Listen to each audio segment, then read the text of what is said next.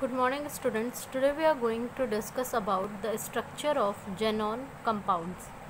Students, earlier to this we have seen that the noble gases basically are chemically inert and they do not take part in chemical reaction. But in some experiments it has been found that xenon forms some compound. Okay, likewise XeF2, or we can say that XeF4, XeF6 and so on. Students, basically when we will go through the history that how these compounds form bonds, or basically how they react, as earlier we have the concept that noble gases are chemically inert. So students, talking about their inertness, okay, so their inertness is due to following factor. These factors are basically the stable electronic configuration. Except helium, we all know that all the noble gases have complete octet, okay, whether it is helium, whether it is you can say neon. And talking about helium, there is complete doublet. Okay, so students, the very first reason about the inertness of noble gases is stable electronic configuration. The second is the high ionization energy. We all know that it requires so much amount of energy to remove the outermost electron from any inert gases. Okay, it may be helium, it may be neon, because they are having a stable configuration. Once again, the cause is the stable configuration. Second, the zero electron affinity. It is neither the inert gases want any electron to add up electron. Okay, but students, before 1962 only few compounds of noble gases were known. Likewise, you can say that the argon complexes like argon BF3, argon .6H2O and WHE2, etc. Bartlett observed that oxygen react with PTF6 to form O2 plus complex and PTF6 minus complex.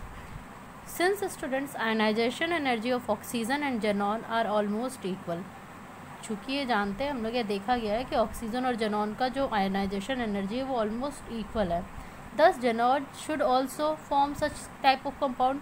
तो ऐसा सोचा गया कि xenon भी ऐसे compound form कर सकता है. Then Bartlett prepared first yellow orange coloured crystalline compound, that is ये क्रिस्टलाइन कंपाउंड क्या था, Xc plus and PTF6 minus. ठीक है, तो जब ये इन्होंने देखा कि आयनाइजेशन एनर्जी जो ऑक्सीजन जेनॉन की इक्वल है और ऑलमोस्ट इक्वल है और ऑक्सीजन कॉम्प्लेक्स बना रहा है O2 प्लस और PTF6 माइनस टाइप का, तो इन्होंने ये कंडीशंस में इसको रिएक्ट कराया जेनॉन को, तो इन्हें जेनॉन का कंपाउंड मिला. स्टूडेंट्स, इसके बाद कई एक्सपेरिमेंट हुए हैं, तो कई सारे जेनॉन के कंपाउंड्स मिले, जैसे कि वेरियस कंपाउंड्स हैं, और इनमें फ्लोरीन के साथ रिएक्शन करा के, ऑक्सीजन के साथ रिएक्शन करा के, आप यहाँ देख पा रहे हैं वैरायटी ऑफ कंपाउंड्स हमें देखने को मिल रहे हैं. Xe2, XeF4, XeF6, XeO3, XeOF2, XeO2F2. Okay students, तो यहाँ पे हमने देखा कि जो ये कंपाउंड्स हैं ये स्टेबल है. ठीक है, एंड कुछ लेस स्टेबल कंपाउंड्स भी हैं नोबल गैसेस के, जैसे RaF2, KrF2 एक्सेट्रा, ये भी प्रिपेयर किए गए.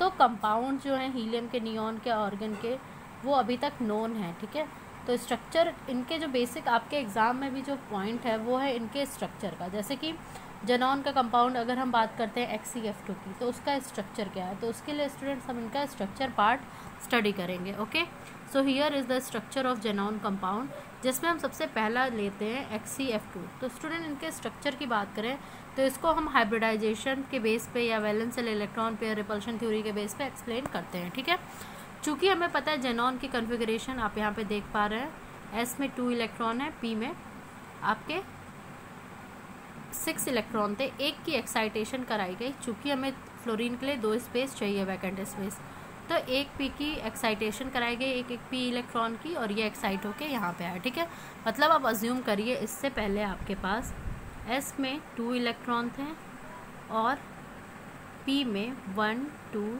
3 4 5 6 इलेक्ट्रॉन थे, ठीक है। D आपका वैकेंट था, तो D जो वैकेंट था यहाँ से P से एक इलेक्ट्रॉन एक्साइट करके D में आया। एक्साइटेशन हुआ क्यों? क्योंकि हमें 2 वैकेंट स्पेस चाहिए। तो फाइनली जो कन्फिगरेशन मिली स्टूडेंट्स, वो क्या मिली हमें? sp3d, ठीक है। sp3d कन्फिगरेशन तो मिली, लेकिन हम क्या देख रहे हैं? 1 2 3, यहाँ पे 3 जो हैं वो लोन पेयर्स हैं और 2 हमारे क्या हैं? बॉन्ड पेयर्स हैं। तो इसलिए इसके स्ट्रक्चर को हम कहते हैं लीनियर, क्योंकि आप यहाँ पे देख पा रहे हैं Xe के साथ ये 2 फ्लोरीन एटम हैं जो कि लीनियरली अटैच्ड हैं और बाकी आपके ये सारे lone pairs. Okay, similarly students आपको सारे जेनॉन कंपाउंड्स के स्ट्रक्चर्स को गवर्न कराना है। जैसे कि यहाँ पे हम देख पा रहे हैं HCF4 का केस।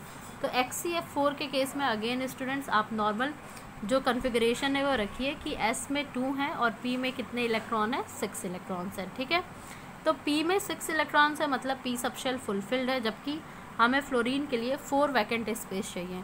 तो इसके 4 वैकेंट स्पेस के लिए P6 में से एक इलेक्ट्रॉन D1 में जाएगा और एक और इलेक्ट्रॉन D2 में जाएगा। इस तरीके से आपको यहाँ पे 2 लोन पेयर्स देखने को मिलेंगे और 4 फिर बॉन्ड पेयर्स देखने को मिलेंगे। दैट मीन्स इन स्पेसेस में फ्लोरीन आके बॉन्डिंग करेगा, ठीक है स्टूडेंट्स। तो आप यहाँ पे देख पा रहे हैं sp3d2 हाइब्रिडाइजेशन हमें देखने को मिल रही है और स्ट्रक्चर जो है वो क्या है? Square planar. और लोन पेयर कहाँ है? अबव द प्लेन और below the plane. Okay students, now let us see HCF6। अगर हम HCF6 की बात कर रहे हैं तो अगेन स्टूडेंट्स हमें सेम वही काम करना है, कन्फिगरेशन लिखनी है जेनॉन की और हमें 6 फ्लोरीन के लिए स्पेस चाहिए। तो हमें पता है P में 6 इलेक्ट्रॉन है, ठीक है। 6 क्या है? बॉन्डेड इलेक्ट्रॉन है, मतलब bonded in the sense paired है। तो हमें 6 फ्लोरीन के लिए स्पेस चाहिए, तो हम एक इलेक्ट्रॉन को एक्साइट कराएंगे तो हमारे पास 2 स्पेस बनेगा। 2 इलेक्ट्रॉन को एक्साइट कराएंगे तो 4 स्पेस बनेगा। और जब हम 3 इलेक्ट्रॉन को एक्साइट करा देंगे तो हम यहाँ पे देख पा रहे हैं कि हमें 6 वैकेंट स्पेस मिल जाएगा, जिन 6 वैकेंट स्पेस में फ्लोरीन अपने आके रिएक्शन कर लेगा, ठीक है स्टूडेंट्स। अब इसके बाद आपको सीधे सीधे क्या करना है? आपके पास एक ही लोन पेयर बच रहा है, तो आप इसको ऑक्टाहेड्रल, और वो भी कैसा ऑक्टाहेड्रल है? डिस्टॉर्टेड, चूँकि हमें एक लोन पेयर भी दिखानी है, ठीक है। तो एक लोन पेयर के साथ हमें ऑक्टाहेड्रल का स्ट्रक्चर दिखा देंगे और हाइब्रिडाइजेशन हमें देखने को मिल रही है। चूँकि 1s 3p और 3d कंबाइन हो रहे हैं तो इसकी कन्फिगरेशन हो जाएगी sp3d3, मतलब इसकी हाइब्रिडाइजेशन क्या हो गई? sp3d3। ओके, सो इस मैनर में स्टूडेंट्स हमें कंपाउंड्स की नेमिंग करनी है। नेक्स्ट लेक्चर में हम जो है कुछ कंपाउंड्स और डिस्कस करेंगे, likewise XeOF2, XeOF4 and so on. Thank you class.